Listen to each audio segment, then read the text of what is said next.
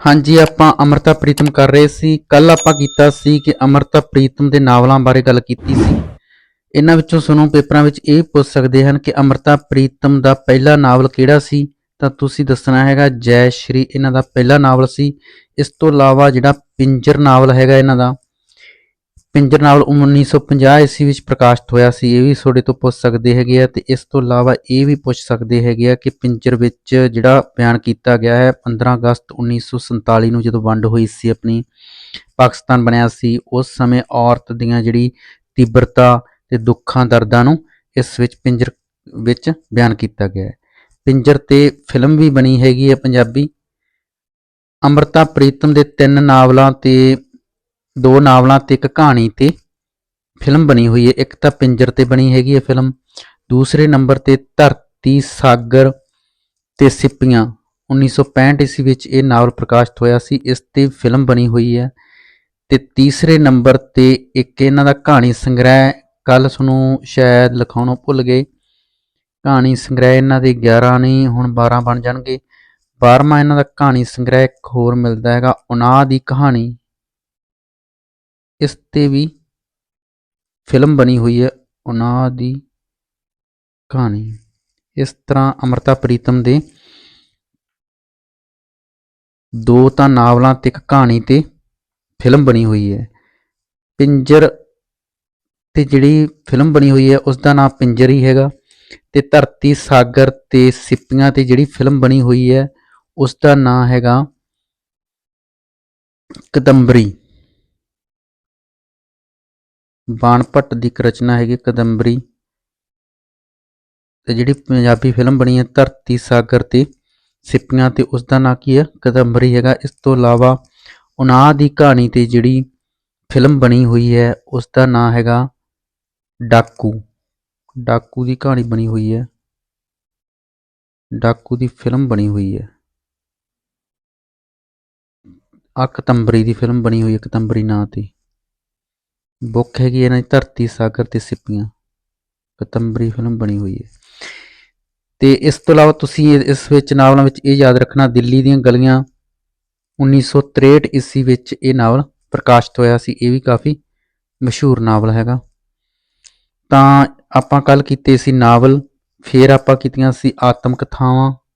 ਆਤਮ ਕਥਾਵਾਂ ਵਿੱਚ ਇਹਨਾਂ ਦੀ ਸਭ ਤੋਂ ਜਿਹੜੀ ਮਸ਼ਹੂਰ ਆਤਮ ਕਥਾ ਹੈਗੀ ਆ ਉਹ ਹੈਗੀ ਰਸੀਦੀ ਟਿਕਟ। ਤੇ ਤੁਹਾਨੂੰ ਦੱਸਿਆ ਸੀ ਰਸੀਦੀ ਟਿਕਟ ਦਾ ਨਾਂ ਇਹਨਾਂ ਨੇ ਖੁਸ਼ਵੰਤ ਸਿੰਘ ਦੇ ਕਹਿਣ ਤੇ ਰੱਖਿਆ ਸੀਗਾ, ਇਹ ਤੁਸੀਂ ਯਾਦ ਰੱਖਣਾ ਹੈਗਾ। ਤੇ ਰਸੀਦੀ ਟਿਕਟ ਦੇ 3 ਭਾਗ ਹੈਗੇ ਆ, ਇਹ ਵੀ ਤੁਸੀਂ ਯਾਦ ਰੱਖਣਾ ਹੈਗਾ। ਤੇ ਕਹਾਣੀ ਸੰਗ੍ਰਹਿ ਆਪਾਂ ਕੱਲ ਕਰ ਹੀ ਲਏ ਸੀਗੇ, ਇਹ ਵੀ ਤੁਸੀਂ ਯਾਦ ਕਰ ਲੈਣੇ ਹੈਗੇ ਆ। ਤੇ ਇਸ ਤੋਂ ਇਲਾਵਾ ਅੱਜ ਆਪਾਂ ਕਰਾਂਗੇ ਅੰਮ੍ਰਿਤਾ ਪ੍ਰੀਤਮ ਦੇ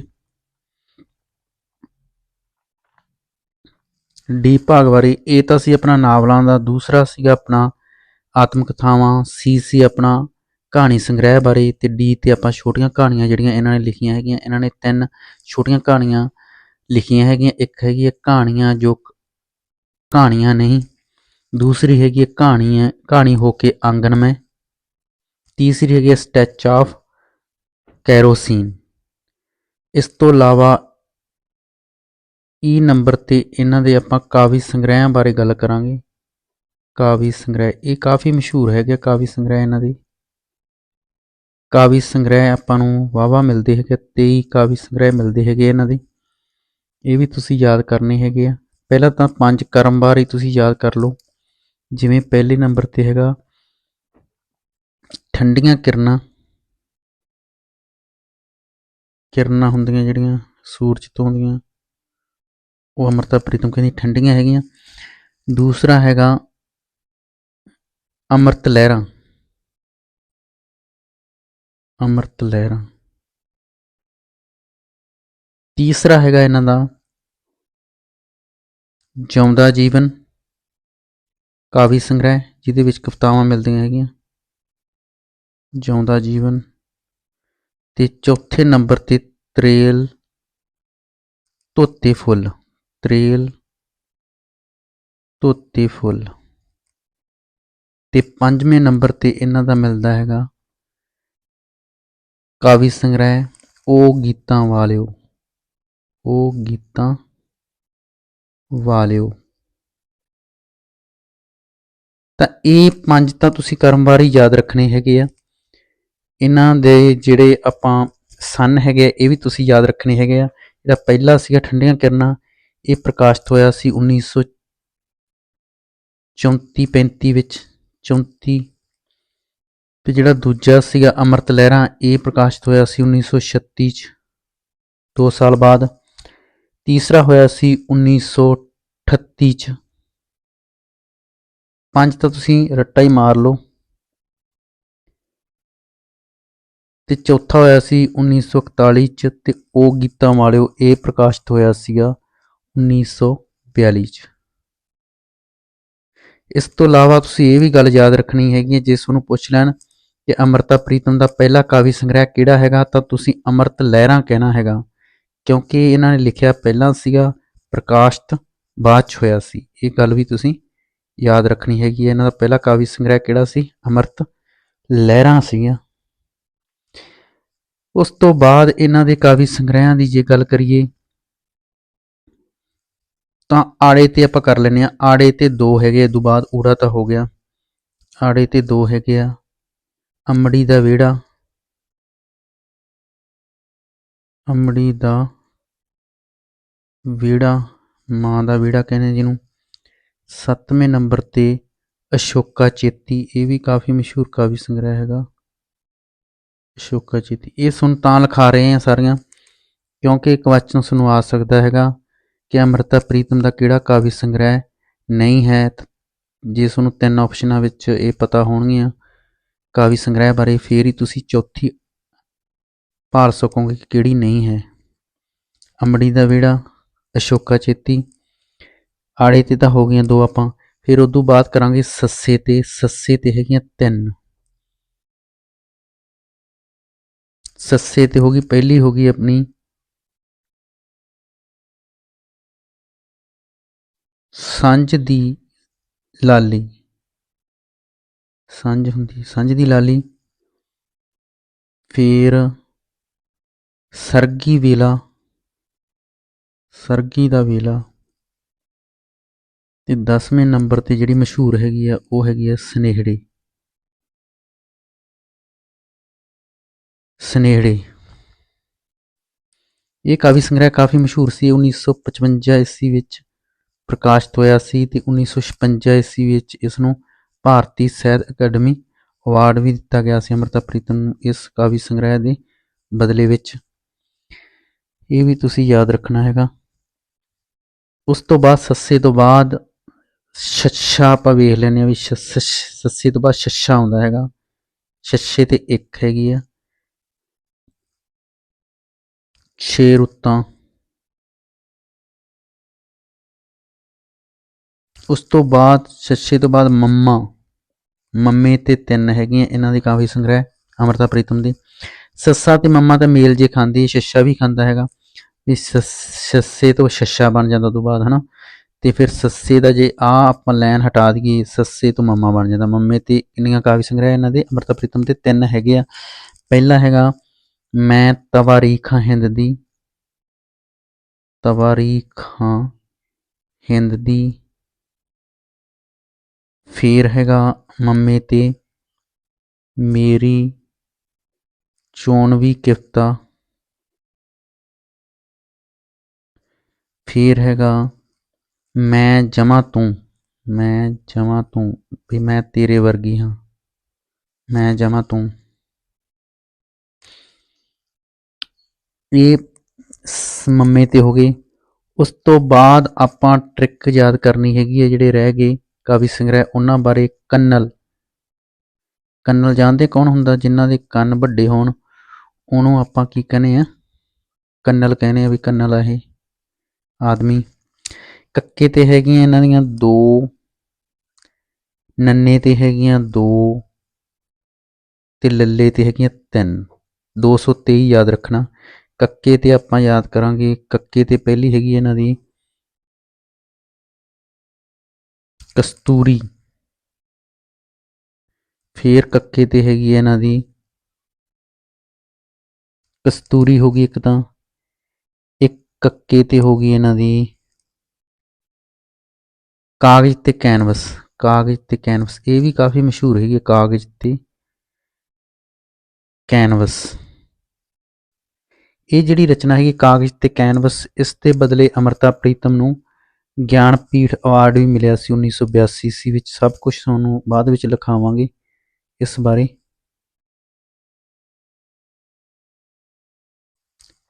ਇਹ ਦੋ ਹੋ ਗਈਆਂ ਆਪਣੇ ਕੋਲੇ ਕੱਕੇ ਤੇ।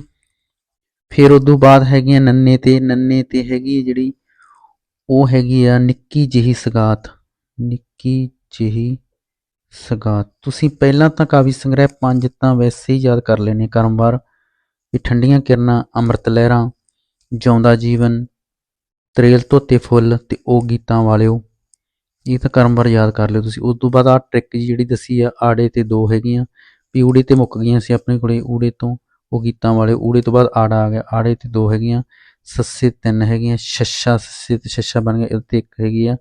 ਫਿਰ ਸੱਸੇ ਦਾ ਜੇ ਆ ਆਪਾਂ ਉੱਪਰਲੀ ਡੰਡੀ ਹਟਾ ਦਈਏ ਮੰਮਾ ਬਣ ਜਾਂਦਾ, ਮੰਮੇ ਤੇ ਤਿੰਨ ਹੈਗੀਆਂ। ਫਿਰ ਕੰਨੜ ਯਾਦ ਰੱਖਣਾ ਹੈਗਾ 223। ਫਿਰ ਤੁਹਾਡੇ ਯਾਦ ਹੋ ਜਾਣਗੇ ਕਾਵਿ ਸੰਗ੍ਰਹਿ। ਨਿੱਕੀ ਜਿਹੀ ਸਗਾਤ ਹੋ ਗਈ। ਫਿਰ ਆਪਣੇ ਕੋਲੇ ਨੰਨੇ ਤੇ ਹੋਰ ਇਹਨਾਂ ਦੀ ਜਿਹੜੇ ਕਾਵਿ ਸੰਗ੍ਰਹਿ ਹੈਗੇ ਆ ਉਹ ਹੈਗੇ ਆ ਨਾਗਮਣੀ। ਨਾਗਮਣੀ ਜਿਹੜੀ ਬੁੱਕ ਸੀਗੀ, ਇਸ ਨੂੰ ਗੁਰਬਖਸ਼ ਸਿੰਘ ਪ੍ਰੀਤਲੜੀ ਨੇ ਅਸ਼ਲੀਲ ਕਰਾਰ ਦਿੱਤਾ ਹੈਗਾ ਵੀ ਇਸ ਵਿੱਚ ਅਸ਼ਲੀਲਤਾ ਦਿੱਤੀ ਗਈ ਹੈਗੀ ਆ। ਇਹ ਕਿਹਾ ਸੀ ਗੁਰਬਖਸ਼ ਸਿੰਘ ਪ੍ਰੀਤਲੜੀ ਨੇ ਇਹਨਾਂ ਦੀ ਇਸ ਬੁੱਕ ਬਾਰੇ। ਦੋ ਹੋ ਗਈਆਂ। ਫਿਰ ਆਪਣੇ ਕੋਲੇ ਲੱਲੇ ਤੇ ਆਪਾਂ ਕਰਾਂਗੇ 3। ਲੋਕ ਪੀੜਾ। ਲੋਕ ਪੀੜਾ ਵੀ ਕਾਫੀ ਮਸ਼ਹੂਰ ਇਹਨਾਂ ਦਾ ਕਾਵਿ ਸੰਗ੍ਰਹਿ ਹੈਗਾ। ਇਸ ਵਿੱਚ ਬੰਗਾਲ ਦੇ ਕਾਲ ਬਾਰੇ ਦੱਸਿਆ ਗਿਆ ਹੈਗਾ, ਦੁੱਖ ਦਰਦ ਬਾਰੇ ਦੱਸਿਆ ਗਿਆ, ਬੰਗਾਲ ਵਿੱਚ ਜਿਹੜਾ ਕਾਲ ਪਿਆ ਸੀ ਉਹਦੇ ਬਾਰੇ ਦਿੱਤਾ ਗਿਆ ਹੈਗਾ ਇਸ ਵਿੱਚ ਲੋਕ ਪੀੜਾ ਵਿੱਚ। ਇਸ ਤੋਂ ਇਲਾਵਾ ਲੋਕ ਪੀੜਾ ਲੱਲੇ ਤੇ ਹੋਰ ਹੈਗਾ ਆਪਣੇ ਕੋਲੇ ਲੰਮੀਆਂ ਵਾਟਾਂ। ਇਹ ਵੀ ਕਾਵਿ ਸੰਗ੍ਰਹਿ ਇਹਨਾਂ ਦਾ ਕਾਫੀ ਮਸ਼ਹੂਰ ਸੀਗਾ। ਫਿਰ ਲਾਮੀਆਂ ਵਤਨ,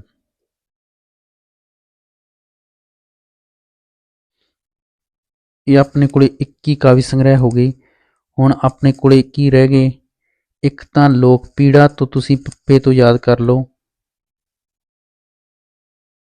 ਪੱਥਰ ਗੀਟੇ, ਇਹ ਵੀ ਕਾਫੀ ਮਸ਼ਹੂਰ ਕਾਵਿ ਸੰਗ੍ਰਹਿ ਹੈਗਾ ਅੰਮ੍ਰਿਤਾ ਪ੍ਰੀਤਮ ਦਾ। ਇਹ ਹੋ ਗਏ 22।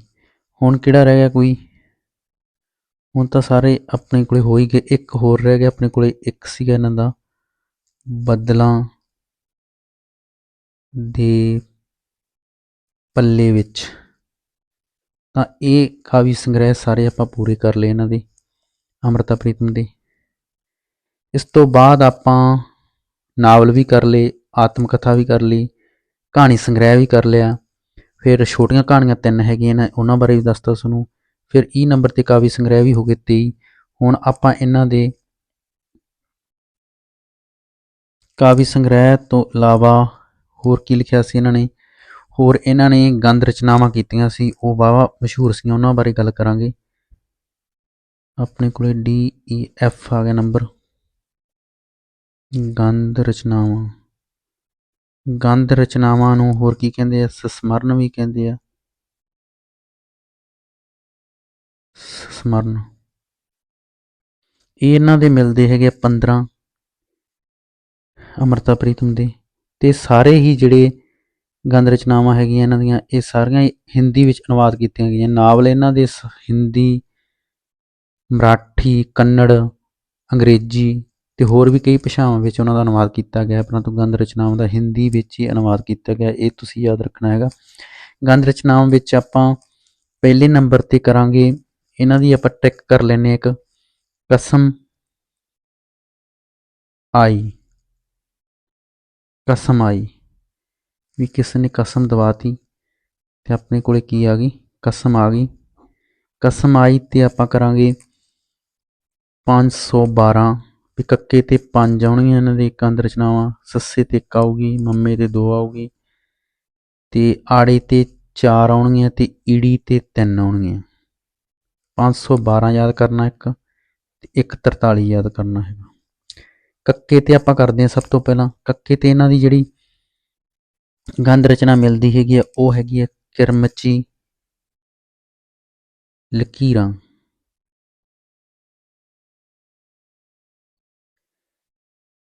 ਦੂਸਰੇ ਨੰਬਰ ਤੇ ਕੱਕੇ ਤੇ ਆਪਾਂ ਕਰਾਂਗੇ ਕਿਰਮਚੀ ਲਕੀਰਾਂ।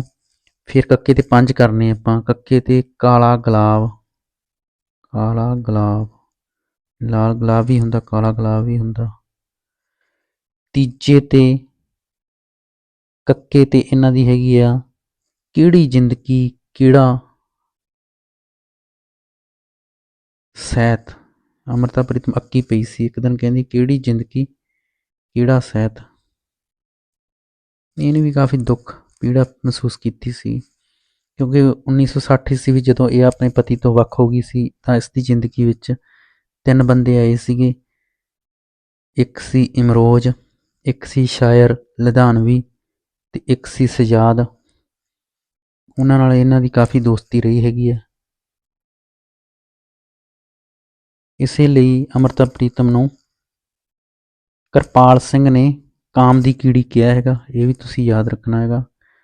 ਅੰਮ੍ਰਿਤਾ ਪ੍ਰੀਤਮ ਨੂੰ ਕਾਮ ਦੀ ਕੀੜੀ ਕਿਹਨੇ ਕਿਹਾ? ਕਿਰਪਾਲ ਸਿੰਘ ਨੇ। ਤਾਂ ਕਿਹੜੀ ਜ਼ਿੰਦਗੀ ਕਿਹੜਾ ਸਹਿਤ, ਚੌਥੇ ਨੰਬਰ ਤੇ ਆਪਾਂ ਕਰਾਂਗੇ ਕੱਕੇ ਤੇ ਇਹਨਾਂ ਦੀ ਹੈਗੀ ਆ ਕੱਚੇ ਅੱਖਰ। ਅੱਖਰ ਜਿਹੜੇ ਹੁੰਦੇ ਆ ਕੱਚੇ ਵੀ ਹੁੰਦੇ ਆ, ਢਹਿ ਜਾਂਦੇ ਆ। ਪੰਜਵੇਂ ਨੰਬਰ ਤੇ ਇਹਨਾਂ ਦੀ ਕੱਕੇ ਦੇ ਹੈਗੇ ਕੜੀ ਧੁੱਪ ਦਾ ਸਫ਼ਰ। ਬਹੁਤ ਜਦੋਂ ਧੁੱਪ ਪੈਂਦੀ ਹੈ, ਜ਼ਿੰਦਗੀ ਦਾ ਜਿਹੜਾ ਸਿਖਰ ਹੁੰਦਾ ਹੈਗਾ, ਜਵਾਨੀ ਹੁੰਦੀ ਹੈ, ਕੜੀ ਧੁੱਪ ਹੁੰਦੀ ਹੈ, ਕੜੀ ਧੁੱਪ ਦਾ ਸਫ਼ਰ। ਇਹ ਕੱਕੇ ਤੇ 5 ਹੋ ਗਈਆਂ। ਸੱਸੇ ਤੇ 1 ਹੈਗੀ ਇਹਨਾਂ ਦੀ, ਉਹ ਹੈਗੀ ਆ ਸ਼ੌਂਕ ਸਰੇਰੀ। ਸ਼ੌਂਕ ਸਰੇਹੀ। 7ਵੇਂ ਨੰਬਰ ਤੇ ਸ਼ੌਂਕ ਸਰੇਰੀ। ਫਿਰ ਆਪਾਂ ਆ ਗਏ ਮੰਮੇ ਤੇ। ਮੰਮੇ ਤੇ ਇਹਨਾਂ ਦੀਆਂ ਹੈਗੀਆਂ 2। ਇੱਕ ਹੈਗੀ ਮੁਹੱਬਤਨਾਮਾ, ਮੁਹੱਬਤਨਾਮਾ। ਇੱਕ ਹੈਗੀ ਹੈ ਇਹਨਾਂ ਦੀ ਮੰਮੇ ਤੇ ਮੇਰੇ ਕਾਲ ਮੁਕਤ ਸਮਕਾਲੀ। ਮੇਰੇ ਕਾਲ ਮੁਕਤ ਸਮਕਾਲੀ। ਆਪਾਂ ਤਾਂ ਬਾਹਲਾ ਸੰਖੇਪ ਵਿੱਚ ਲੈ ਗਏ ਅੰਮ੍ਰਿਤਾ ਪ੍ਰੀਤਮ ਨੂੰ। ਵੈਸੇ ਦੇਖਿਆ ਜਾਵੇ ਤਾਂ ਆਧੁਨਿਕ ਕਾਵਿ ਸੰਗ੍ਰਹਿ ਵਿੱਚ ਭਾਈ ਵੀਰ ਸਿੰਘ ਹੋ ਗਿਆ, ਅੰਮ੍ਰਿਤਾ ਪ੍ਰੀਤਮ ਹੋ ਗਈ ਤੇ ਪ੍ਰੋਫੈਸਰ ਮੋਹਨ ਸਿੰਘ ਹੋ ਗਿਆ। ਇਹਨਾਂ ਦੀਆਂ ਤਾਂ ਕਾਫੀ ਰਚਨਾਵਾਂ ਹੈਗੀਆਂ ਤੇ ਇਹਨਾਂ ਦਾ ਜੀਵਨ ਵੀ ਕਾਫੀ ਲੰਮਾ ਸੀਗਾ। ਮੇਰੇ ਕਾਲ ਮੁਕਤ ਸਮਕਾਲੀ। ਮੰਮੇ ਤੇ ਮੁੱਕੀਆਂ ਆਪਣੀਆਂ। ਹੁਣ ਆ ਗਏ ਆਪਾਂ ਆੜੇ ਤੇ। ਆੜੇ ਤੇ 4 ਹੈਗੀਆਂ। ਪਹਿਲੀ ਹੈਗੀ ਆ ਅੱਗ ਦੀਆਂ ਲਕੀਰਾਂ। ਅੱਗ ਜਿਹੜੀ ਹੁੰਦੀ ਆ ਉਹਦੀਆਂ ਲਕੀਰਾਂ ਪੈ ਜਾਂਦੀਆਂ ਜ਼ਿੰਦਗੀ ਵਿੱਚ। ਇਹਨਾਂ ਨੇ ਜ਼ਿੰਦਗੀ ਬਾਰੇ ਵਿਚਾਰ ਦਿੱਤੇ ਅੱਗ ਦੀਆਂ ਲਕੀਰਾਂ ਰਾਹੀਂ। 10ਵੇਂ ਨੰਬਰ ਤੇ ਆਪਾਂ ਅੱਗ ਤੇ 4 ਕਰਨੇ ਹੈਗੇ ਆ। 1 ਹੋ ਗਿਆ। ਆੜੇ ਤੇ 1 ਹੈਗਾ ਇਹਨਾਂ ਦਾ। ਆੜੇ ਤੇ ਔਰਤ। ਔਰਤ ਬਾਰੇ ਇਹਨਾਂ ਨੇ ਕਾਫੀ ਕੁਝ ਲਿਖਿਆ ਹੈਗਾ। ਔਰਤ ਦੀ ਸੰਵੇਦਨਤਾ ਨੂੰ ਬਿਆਨ ਕੀਤਾ ਹੈਗਾ ਨਾਵਲਾਂ ਵਿੱਚ ਵੀ ਤੇ ਗੰਧ ਰਚਨਾਵਾਂ ਵਿੱਚ ਵੀ। ਔਰਤ ਇੱਕ ਦ੍ਰਿਸ਼ਟੀਕੋਣ, ਇਹਨਾਂ ਦੀ ਗੰਧ ਰਚਨਾ ਹੈਗੀ ਆ। 2 ਹੋ ਗਈਆਂ। ਤੀਜੇ ਤੇ ਆੜੇ ਤੇ ਆਪਾਂ ਕਰਾਂਗੇ, ਆੜੇ ਤੇ ਹੈਗਾ ਤੀਜੇ ਨੰਬਰ ਤੇ ਆਪਣੇ ਆਪਣੇ 4 ਵਰੇ। ਆਪਣੇ ਆਪਣੇ 4 ਵਰੇ। ਅੰਮ੍ਰਿਤਾ ਪ੍ਰੀਤਮ ਜ਼ਿਆਦਾ ਗਿਣਤੀ ਵਿੱਚ ਰਚਨਾਵਾਂ ਕਰਦੀ ਸੀ, ਕਦੇ 4, ਕਦੇ 36, ਕਦੇ 21। ਇਹਨਾਂ ਦੇ ਰਚਨਾਵਾਂ ਵਿੱਚ ਦੇਖਣ ਨੂੰ ਮਿਲਦੇ ਹੈਗੇ ਆ ਆਪਣੇ ਆਪਣੇ 4 ਵਰੇ। ਤਾਂ ਆਪਣੇ 3 ਹੋ ਗਏ ਆੜੇ ਤੇ। ਤੇ ਚੌਥੇ ਨੰਬਰ ਤੇ ਆੜੇ ਤੇ ਹੈਗਾ ਅੱਜ ਦੇ ਕਾਫਰ। ਅੱਜ ਦੇ ਕਾਫਰ। ਉਦੋਂ ਬਾਅਦ ਰਹਿ ਗਈ ਆਪਣੀ ਈੜੀ ਤੇ 13ਵੇਂ ਨੰਬਰ ਤੇ ਆ ਗਈ। ਤੇ ਆਪਣੇ ਕੋਲੇ 13ਵੇਂ ਨੰਬਰ ਤੇ ਜੇ ਆਪਾਂ ਦੇਖੀਏ, 13ਵੇਂ ਨੰਬਰ ਤੇ ਆ ਗਏ ਆਪਾਂ। 13ਵੇਂ ਨੰਬਰ ਤੇ ਹੈਗਾ ਈੜੀ ਤੇ। ਈੜੀ ਤੇ ਪਹਿਲਾ ਹੈਗਾ ਆਪਣੇ ਕੋਲੇ 21 ਪੱਤਿਆਂ ਦਾ ਗੁਲਾਬ, 21 ਪੱਤੀਆਂ ਦਾ ਗੁਲਾਬ। ਗੁਲਾਬ ਦੀਆਂ ਕਿੰਨੀਆਂ ਪੱਤੀਆਂ? 21 ਪੱਤੀਆਂ ਦਾ ਗੁਲਾਬ ਇਹਨਾਂ ਦਾ ਗੰਧ ਰਚਨਾ ਹੈਗੀ ਆ। ਈੜੀ ਤੇ ਇੱਕ ਹੋਰ ਹੈਗੀ ਇਹਨਾਂ ਦੀ, ਇੱਕ ਉਦਾਸ ਕਿਤਾਬ, ਇੱਕ ਉਦਾਸ ਕਿਤਾਬ। ਕਿਤਾਬਾਂ ਵੀ ਉਦਾਸ ਹੁੰਦੀਆਂ ਹੈਗੀਆਂ। ਤੇ 15ਵੇਂ ਨੰਬਰ ਤੇ ਇਹਨਾਂ ਦੀ ਆਖਰੀ ਹੈਗੀ ਆ ਈੜੀ ਤੇ ਇੱਕ ਹੱਥ ਮਹਿੰਦੀ, ਇੱਕ ਹੱਥ ਤਾਂ ਮਹਿੰਦੀ ਹੈਗੀ ਆ ਤੇ ਇੱਕ ਹੱਥ 'ਚ ਕੀ ਆ? ਛੱਲਾ। ਇਹ ਇਹਨਾਂ ਦੀਆਂ ਸੰਸਮਰਨ ਸੀਗੇ, ਗੰਧ ਰਚਨਾਵਾਂ ਸੀਗੀਆਂ ਜਿਹੜੀਆਂ ਹਿੰਦੀ ਭਾਸ਼ਾ ਵਿੱਚ ਅਨੁਵਾਦ ਕੀਤੀਆਂ ਗਈਆਂ ਹੈਗੀਆਂ, ਜਿਹੜੀਆਂ ਸਾਨੂੰ ਲਿਖਾਈਆਂ ਹੈਗੀਆਂ 15 ਟ੍ਰਿਕ ਰਾਹੀਂ। ਕਸਮ ਆਈ ਦੇ ਨਾਂ ਤੇ, 512 ਤੇ 43 ਦੇ ਨਾਂ ਤੇ। ਅਗਲੇ ਨੰਬਰ ਤੇ ਆਪਾਂ ਕਿਹੜੇ ਤੇ ਆ ਗਏ ਸੀ? ਆਪਣਾ ਐਫ ਤੇ ਜੀ ਤੇ ਆਪਾਂ ਕਰਾਂਗੇ ਸਫ਼ਰਨਾਮਾ। ਇੱਕ ਇਹਨਾਂ ਦੀ ਰਚਨਾ ਜਿਹੜੀ ਮਿਲਦੀ ਹੈਗੀ, ਸਫ਼ਰਨਾਮਾ ਮਿਲਦਾ ਹੈਗਾ। ਸਫ਼ਰਨਾਮਾ ਹੈਗਾ ਇਹਨਾਂ ਦਾ 12 ਝਰੋਖੇ, ਇੱਕ ਹੀ ਮਿਲਦਾ ਹੈਗਾ, ਇਹ ਯਾਦ ਰੱਖਣਾ ਹੈਗਾ ਤੁਸੀਂ, 12 ਝਰੋਖੇ।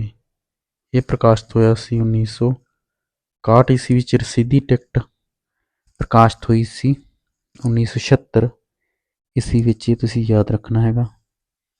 ਇਸ ਤੋਂ ਇਲਾਵਾ ਇਹਨਾਂ ਦੀਆਂ ਹੋਰ ਵੀ ਗੰਧ ਰਚਨਾਵਾਂ ਮਿਲਦੀਆਂ ਹੈਗੀਆਂ।